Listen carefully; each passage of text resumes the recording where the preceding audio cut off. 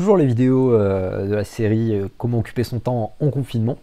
Série ou non, je ne sais pas. Mais en tout cas, là, aujourd'hui, je vais vous présenter 10 choses qui, je pense, sont essentielles pour un réparateur. Surtout si vous faites partie des réparateurs qui ont une baisse d'activité due au manque de commandes de pièces détachées, due à la baisse de clientèle ou des choses comme ça. Cette vidéo est vraiment pour vous. Ceux qui sont déjà overbookés, je pense pas que vous en avez besoin. Ou ceux qui pensent à se lancer dans la réparation suite à cette crise. Je vous fais référence à la vidéo d'avant qui explique pourquoi je pense que vous serez essentiel pendant cette crise, enfin pendant ce déconfinement. Et donc, on va commencer. Donc, première chose, pour moi, vous devez utiliser ce temps pour apprendre. Vous devez apprendre des nouvelles choses.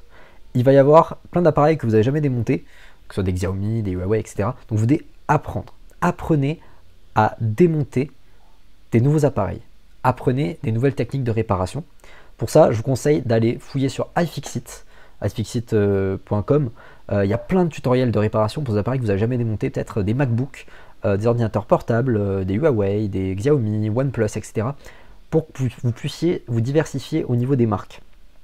Beaucoup de personnes achètent beaucoup de marques. Il n'y a pas que Apple et Samsung sur le marché, il y a plein d'autres appareils. Moi, je vous recommande, apprenez à démonter tous les appareils. Vraiment, ça ne vous sera que bénéfique. Apprenez à démonter les appareils, passez du temps sur iFixit et des choses comme ça. Moi, je vous conseille, dans la section aussi apprendre, il faut vous former. Alors, évidemment, je prône la formation à la micro-soudure. Alors que ce soit avec moi, que ce soit sur YouTube, il y a plein de chaînes que je vous recommande. Il y a Louis Rossmann de Rossmann Group. Alors, certes, c'est en anglais. On a iPad Rehab avec Jessa Jones, qui est excellente. Ces deux chaînes-là sont celles que je recommande vraiment le plus. En français, il y a Okazout qui est super. David, il fait vraiment un super travail. Il fait plein de vidéos qui sont très bien expliquées aussi. Évidemment, vous pouvez consulter cette chaîne, mais si vous êtes déjà sur cette vidéo, vous connaissez déjà mes vidéos. Donc voilà, formez-vous, utilisez votre temps pour vous former. Il y a des formations en ligne qui existent. Utilisez à bon escient votre temps. D'accord? Ensuite, essayez d'apprendre aussi sur YouTube, numéro 3, l'électronique. L'électronique, tout ce que vous réparez, il y a l'électronique dedans.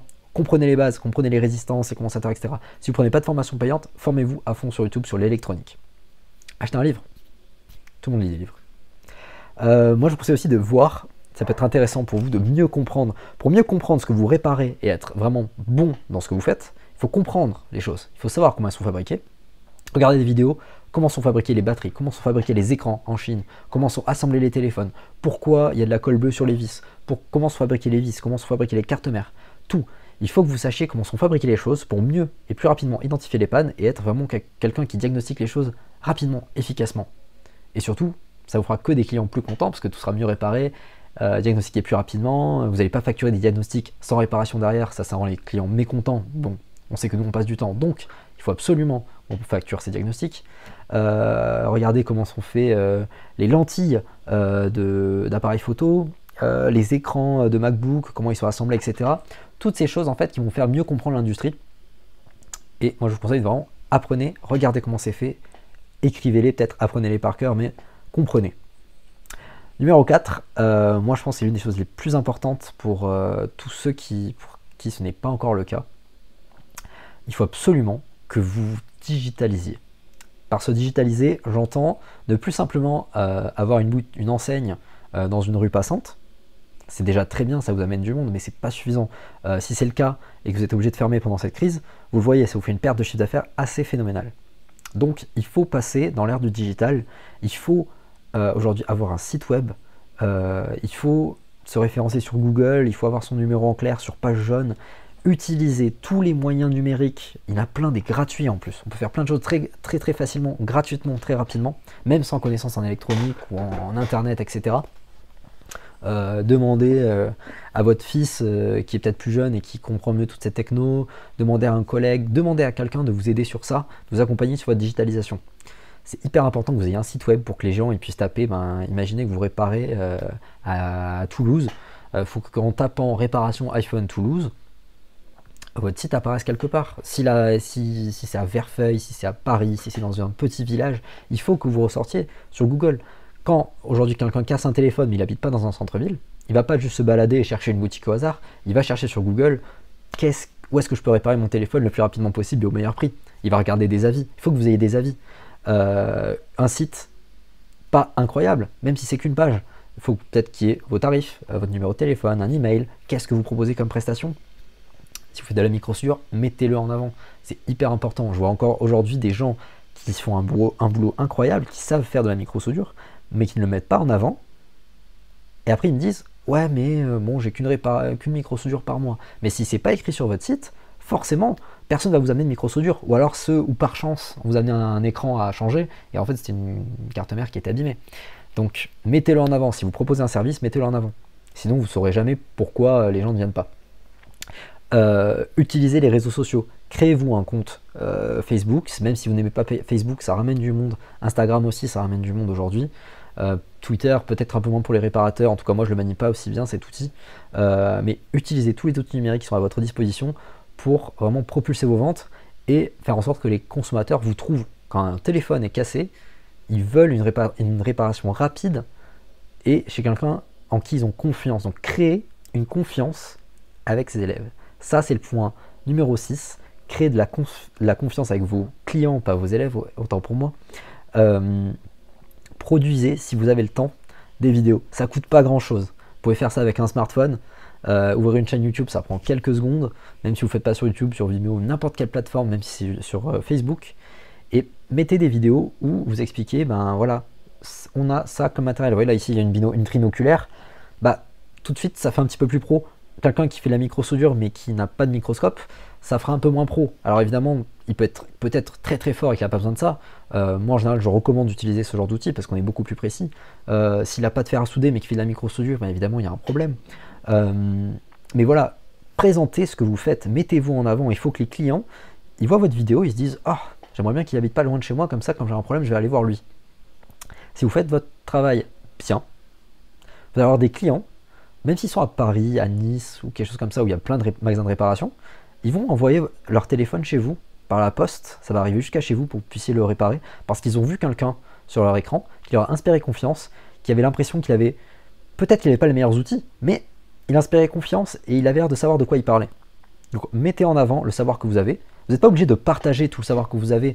Moi je fais des vidéos où du coup j'explique aux gens comment on répare des condensateurs, etc. Certains vont me dire oui mais du coup les gens vont faire comme toi et tu vas perdre des clients. Peut-être, mais de toute façon il y a tellement de téléphones à réparer que ça change rien pour moi. Donc vous n'êtes pas obligé de partager tout votre savoir, mais mettez en avant ce que vous savez faire. Et ça c'est hyper important. Si les clients voient que vous êtes fort, ils vont vous envoyer les clients. Vous devez être le meilleur dans votre zone. C'est là où vous allez vous démarquer. Vous pouvez avoir une boutique mal placée et faire autant de chiffres que votre concurrent qui est sur la place marchande du centre-ville. C'est tout à fait possible, mais vous n'allez peut-être pas avoir la même clientèle. Et pour ça, il faut se digitaliser. Moi, je vous conseille aussi de présenter votre équipe, si vous avez une équipe, faire un tour de l'atelier, essayer de faire des concours parfois, ça peut être intéressant. Alors ça, c'est un peu difficile à mettre en place, j'avoue que même moi, je le fais pas trop, mais faites vivre un peu les gens autour de vous, surtout si vous êtes une boutique physique. Moi, j'ai pas vraiment de boutique physique pour les particuliers, donc je fais pas ça. Mais si vous avez une boutique physique, vraiment, misez sur la communication et il faut engager en fait votre communauté. Il faut que les gens ils savent que ah ben chez mon réparateur, peut-être que je peux trouver un câble aussi, des coques. Les gens se diversifient aujourd'hui. Ils font pas que de la réparation, ils font plein de choses. Parfois ils revendent des forfaits mobiles et tout. Concentrez-vous sur ce que vous faites bien. Et si vous avez un peu plus de temps ou des temps morts, alors commencez à aller chercher d'autres services, etc. Numéro 7, organisez votre boutique. C'est le moment, si vous avez du temps, c'est le moment d'organiser. Moi, ça a été exactement l'inverse. J'ai du temps, mais du coup, pour continuer à faire ça confortablement en confinement, j'ai dû débarrasser le bazar au centre et le ramener dans mon garage. Mais ceux qui ont la chance de pouvoir être confinés pas loin de leur boutique, allez dans cette boutique et rendez-la belle. Faites en sorte que à la fin du confinement, quand vous allez réouvrir votre boutique, les gens disent waouh, ça a changé ici. Ça c'est propre, ça c'est une super boutique. Donc utilisez des choses pour stocker, étiquetez, mettez des posters sur les murs, je ne sais pas, mettez en avant votre matériel, faites quelque chose de propre. Il faut que les gens ils rentrent chez vous, ils aient l'impression que leur téléphone il va être entre de bonnes mains. Ça peut passer par des choses très simples, hein, des posters avec des photos de carte mère, ça peut être vraiment des choses très simples, pas chères. Vous n'êtes pas obligé de mettre des écrans partout avec plein de vidéos qui défilent et tout. Ça, c'est vraiment si vous avez beaucoup d'argent à mettre là-dedans. Ou alors une super boutique avec des LED et puis des vitres et tout. Pas besoin. Faites en sorte que ce soit beau, propre. Peut-être remettez un petit coup de peinture sur certains meubles qui sont un peu vieux. Des cache-misères en fait. Faites en sorte que la boutique, quand les gens rentrent dedans, ils se sentent bien, ils se sentent accueillis, ils sont dans un endroit de confiance. Aujourd'hui, vous entrez dans un hôpital et ben il y a des fuites, les murs sont pas repeints et tout, ça vous inspire pas trop confiance parce qu'on va intervenir sur vous et l'endroit respire pas la confiance. Alors que si vous entrez dans un hôpital et mine de rien, bah, les murs sont blancs, peut-être que les sièges ont été plus ou moins refaits, ça peut inspirer plus ou moins confiance. Pourtant, derrière, le médecin de l'hôpital propre peut être moins bon que le médecin de l'hôpital un peu sale, mais ça, vous ne le saurez pas parce que vous êtes allé à l'endroit où c'était plus propre. Donc, c'est à vous de choisir qu'est-ce que vous voulez faire ressentir vos clients quand ils rentrent chez vous. S'ils se sentent accueillis, c'est là où du coup ils vont rester et vous êtes sûr de convertir votre client. Numéro 9, moi j'ai toujours des stocks de téléphones, de coques, de châssis, etc. qui traînent partout. Et je sais pas s'ils marchent, je sais pas, ils sont là, je les stocke. Et parfois j'en utilise un, et puis de temps en temps j'ai besoin vraiment d'une caméra par exemple très vite parce que j'en ai plus en stock. Donc je vais en démonter une, je vais l'installer, ah elle marche pas. Donc je vais en rechercher une autre, je vais l'installer, ah celle-là elle marche. Et puis en fait la caméra qui marche pas, je l'ai remise dans mon stock de pièces d'occasion qui marchent pas, ou enfin qui sont non triées, et du coup je perds un temps fou. Celle-là peut-être que je l'ai installée 4 fois sur des téléphones, mais qu'elle marche pas à chaque fois. Donc prenez toutes vos pièces détachées, testez-les. Celles qui sont d'occasion, évidemment, les neuves, normalement, elles sont déjà testées chez le fournisseur. Mais tout ce qui est votre stock de vieux matériel, testez-le. Si il ne marche plus, bah, sortez-le de là et puis envoyez-le au recyclage. Mais tout ce qui marche, à la rigueur, vous l'étiquetez, vous le triez, vous le mettez à des endroits propres, quitte à le réemballer ou des choses comme ça. Mais ça vous fait des pièces qui fonctionnent. Alors, oui, réinstaller un connecteur de charge d'occasion sur un client, c'est pas top. Batterie, pareil. Une caméra, il n'y a aucun problème. De toute façon, les caméras, on peut pas trop en acheter des neuves. En général, c'est du reconditionné. Mais voilà, testez tous ces trucs-là et faites du rangement. Et enfin, numéro 10, moi, j'ai envie de vous dire, quand vous faites ce truc-là, de tester tout ce qui marche pas, essayez de refaire des téléphones complets avec ce qui traîne. Vous avez forcément une carte mère quelque part qui a été jamais récupérée par un client mais que vous avez réparé et puis en fait il n'y a pas de contact cloud dessus. Vous le restaurez, oh il marche. Ah j'ai un châssis qui traîne, j'ai une caméra, machin, hop, vous remettez tout ensemble. Vous avez peut-être un téléphone complet. Alors moi la dernière fois que j'ai fait ça, j'ai eu des téléphones avec une coque rouge et puis un bouton noir et puis un écran blanc et puis ça faisait des trucs un petit peu bizarres. Et puis bizarrement, il y a des clients qui m'ont dit ah ça m'intéresse un truc un petit peu original. Et les clients étaient intéressés, et peut-être même certains venaient me demander oui, j'ai un iPhone noir, vous pouvez mettre un écran blanc, comme ça j'ai le bouton qui est de la couleur différente. Ou alors un iPhone couleur or, ils voulaient tout passer en noir. Donc voilà, on lui change le châssis, la coque, etc. Il y a certains, ils voulaient ça, ce genre de personnalisation. Alors aujourd'hui, c'est plus trop le cas, parce que de toute façon, il y a plein de couleurs qui existent chez Apple, ou chez d'autres constructeurs. Mais si vous faites ce petit truc, moi ça m'intéresse, envoyez sur les réseaux, sur Facebook, sur le groupe Facebook de la microsoudure d'ailleurs. Si vous avez des petits téléphones, vous avez pu reconstruire avec tout et n'importe quoi, et vous avez un truc qui marche, qui est fonctionnel, moi ça m'intéresse de voir vos photos, donc n'hésitez pas à les envoyer, et puis n'hésitez pas aussi à ajouter dans les commentaires comment vous occupez votre temps. Moi c'est ces conseils que je vous donne là pour vous déconfiner d'une manière excellente, faire en sorte que vous sortez du confinement, et vous êtes prêt à accueillir la nouvelle masse de clients, et qu'il y a vraiment un renouveau, un regain d'énergie chez vous, qui fasse que votre entreprise fonctionne mieux, votre boutique, vos clients se sentent mieux, tout ira mieux. Après cette crise-là, vous allez avoir plus de clients, vous aurez fait peut-être le travail vous aurez appliqué les idées dont je vous parle dans cette vidéo, et vous allez peut-être faire un truc vraiment super. Moi, en tout cas, j'espère que ces petits conseils vont vous aider. Alors j'ai fait un top 10, oui, on aurait pu faire un top 12, top 20, etc. N'hésitez pas à envoyer des idées supplémentaires.